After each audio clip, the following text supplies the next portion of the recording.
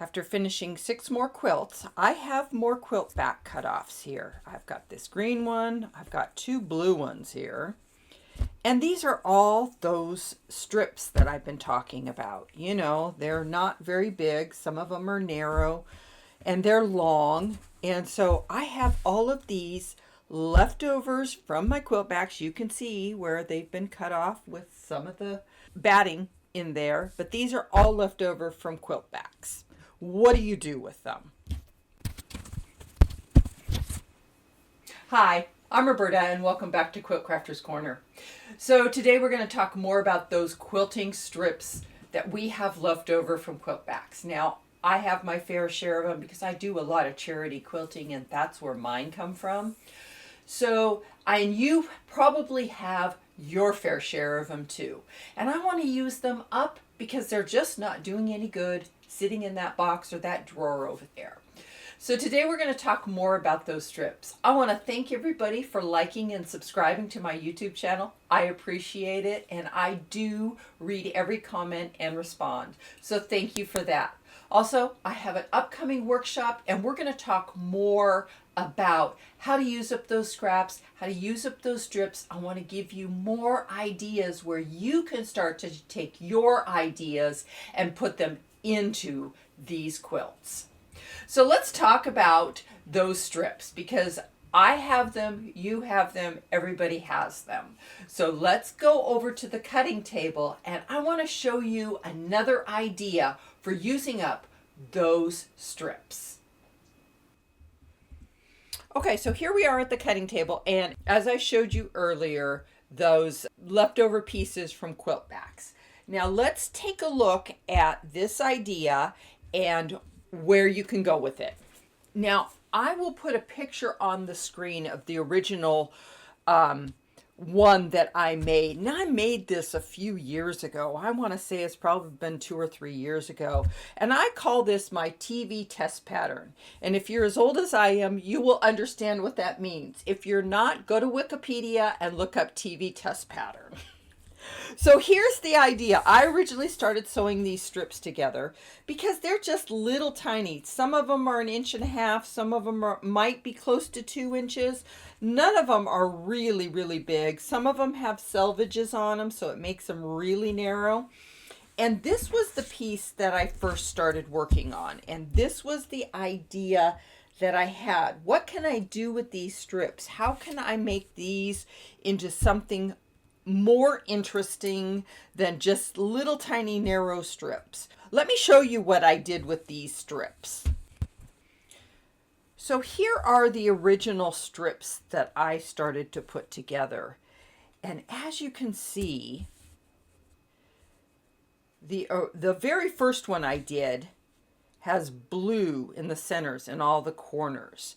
And I didn't do that with this one. I wanted to see if I could come up with something different. And so here are the pieces that I've kind of been working on. And as you can see, you know, it makes a nice circle, but it also makes a nice square. And you could easily change those blues to different colors and kind of make this all work together. So this is one of the ideas. Now let me show you how this is done, or how I originally started doing it and how I'm doing it now because it's just much faster. Now originally I started paper piecing these, and what I did is, this is a 6.5 inch square, and you can make this any size. You don't have to make it 6.5. You can make it as big as you want or as small as you want. I just chose 6.5 because that's my go-to ruler and it's always, you know, it's always on my table. So this center part here is 4 inches. These two vertical lines are 4 inches apart. So as you can see, those are 4 inches. So I made those 4 inches. The other thing I did was I kind of divided it in half and started sewing those narrow strips from the center out and then started and worked that way. Because this part here is the part that I wanted wider. So as I started to sew those, I wanted these bigger at the end so that they can make that nice end corner or end piece. So this is how I originally started doing them, is on paper piecing. Now you can do this way. If you want a paper piece, there's 3 things to remember. Remember to shorten your stitch length from 2.5 down to 2, or even a little bit less. On my machine, I can move it by, I think, a decimal at a time. So it just depends on what machine you have. Just make it a smaller stitch. That way what happens is you perforate the paper, and it's much easier to tear out. Now this is actually scratch paper, and so it's not really thin, it's very thick. It's just kind of stuff that I had left over on the printer, and I didn't want to throw it away, so this is how I used it, and I put it into these. Now the other tip is I didn't really calculate what was here in the center. I just kind of, you know, started with the centerpiece and then 2 pieces. You could do this randomly. You could do this any colors. You could do this a lot of different ways. And the last one is these corner triangles. I just used a square. You don't have to. You could actually strip piece this. So this is, you know, foundation paper piecing. Now, some people like it. Some people don't like it because you got to tear the paper out. I get that. So when I started playing with this idea, I went, well, wait, how can I do this without having to tear the paper out? One of the other ways that you could do this is with fabric. Now, I have a bolt of fabric that somebody gave to me, and it's not particularly my favorite. Somebody else might like it, but I use it as my foundation, and sometimes that works really good. The other thing that works really good for foundation is old sheets. I just wash the heck out of them, bleach them a little bit, and then I use those for my squares, and then I can foundation piece on top of those. That's a really good way to use up old sheets. It does make it, the quilt top, a little heavier. So that's something to consider also. But this is how this idea originally started, is with paper. Let's move on to the next idea. So when I started playing with this idea, I went, well, let's, you know, we can make this pretty much any way I want to. So I started taking some of those strip sets that I had already sewn together, and these were some of them.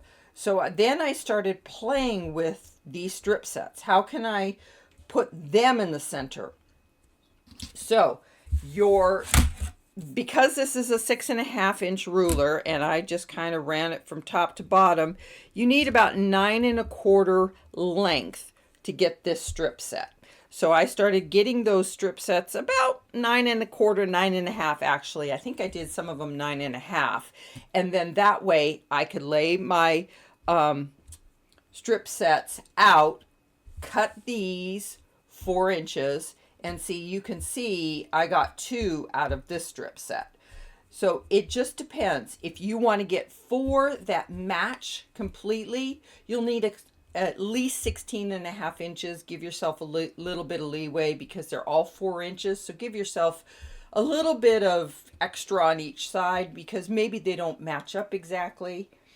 And then just cut 4 of these, and then what you're going to do is just put your ruler on top and cut them out. I will show you how to do that.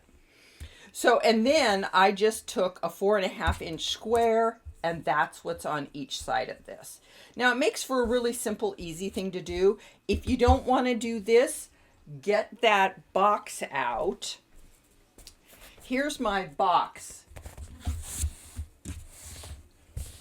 Here's my box of all my colors that I have that I'm pulling from.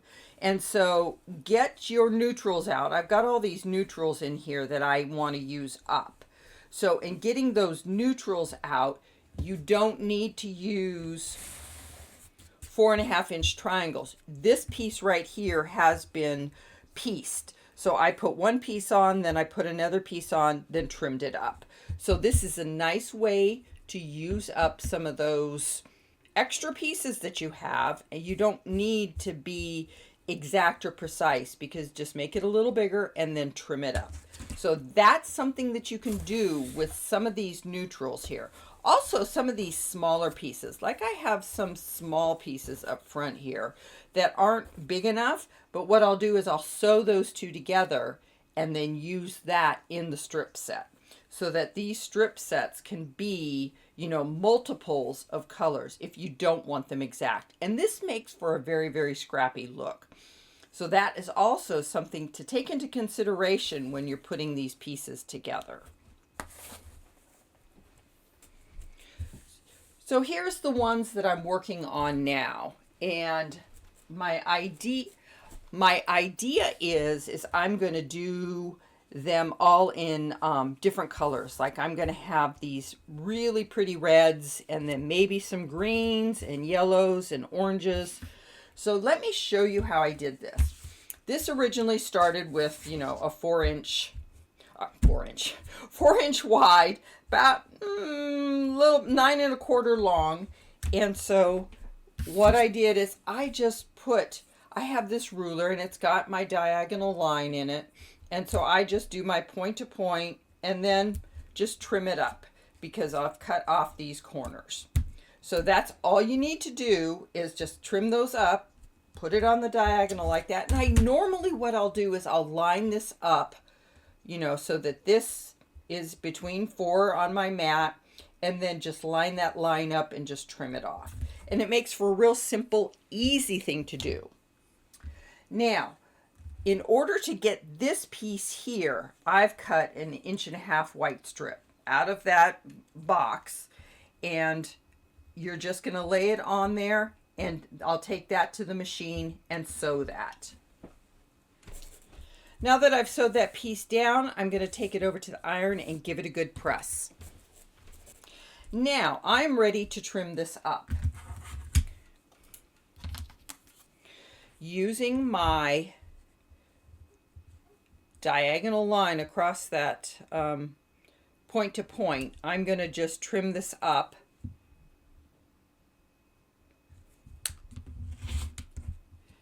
And that goes off. And that goes off. Okay, so I have my one white strip there. Now, in order to put my other side here to match these, you can see I pieced this one here. You don't have to do a triangle. You could easily sew a strip on and then sew another strip on and then square it up.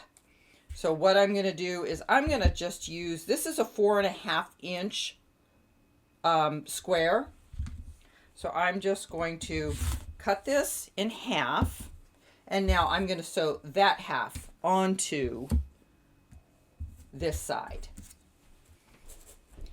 Now normally what I do is I fold this in half and I get a nice center line and I just crease it with my fingernails, and I do the same with this block in order to get that line so that you can match everything up. It just makes it easier, and it's one of those things that everything then becomes easier to line up. Now I'm going to take this to the iron and press it. All right, now this is ready to be trimmed up. As you can see, I've got a little extra there, and that's the nice thing about a 4.5 inch on this. It does give you a little bit of extra to work with, and now you can just kind of trim everything up. And there's that side. Okay, now what we need to do is we need to put this pink square on. So I'm going to face that pink square face up and just kind of line this up. I'm going to let a little bit of pink show on each side so that I know when I go to trim, I've got plenty to trim off. And as you can see, my points are way down here and my seam's going to be way up here, so I'm going to have plenty on this. And I believe this is a 3.5 inch square that I've got right there. So we have a 4 inch in the center, we have a 4.5 here, and we have a 3.5 on this side, and this is a 1.5 inch strip. Okay, the first thing that I'm going to do here is I'm going to trim this extra piece off because I don't need it, and it will just add weight and bulk to the square, so I'm just going to take that off. So that goes down in my triangle box, and then I'll take this over to the iron, and you can see now there's plenty there left over to trim off. All right, so now we're going to just trim this up. I'm going to line everything up again, and I keep my diagonal from this point to that, to the solids in the center, only because that's where I started from. So I kind of am a little bit OCD about just keeping with where I originally started. Okay, there's one. And there's the other. Now there's my center pink square. Now, as you can see, this one doesn't quite match because I didn't have enough fabrics. And even here, I have got this piece. These two are pieced together because I didn't have enough of that fabric. So don't be afraid to take pieces and put them together in order to match this up. Now look at, that is a really pretty square. So the idea is a red one, a green one, a yellow one, a blue one, all different colors, and this can be put together and make a really stunning, lovely quilt out of all those scraps you have sitting in your box. So I hope that was interesting for you. I want to give you some fresh ideas, some new ideas in order to use up some of those scraps that we have, some of those strips that come off of quilt backs, and I have a ton of them. So I will be using more of these up. I also have an upcoming workshop that I would love for you to join me and learn more of these ideas, things that you can do to use up your scraps, but use them in a way that's unique to you, because everybody has different ideas and you're always thinking, how can I make that work? I want to give you a whole bunch of ideas on how to make those scraps work to your advantage in your quilt tops. So until next time, I want to thank you for joining me, and I really hope you enjoyed this. Leave me a comment. Let me know, are you going to try this? Is this something that you would like to do with your strips? I read all the comments and I do reply. So thanks for joining me, and until next time, happy quilting.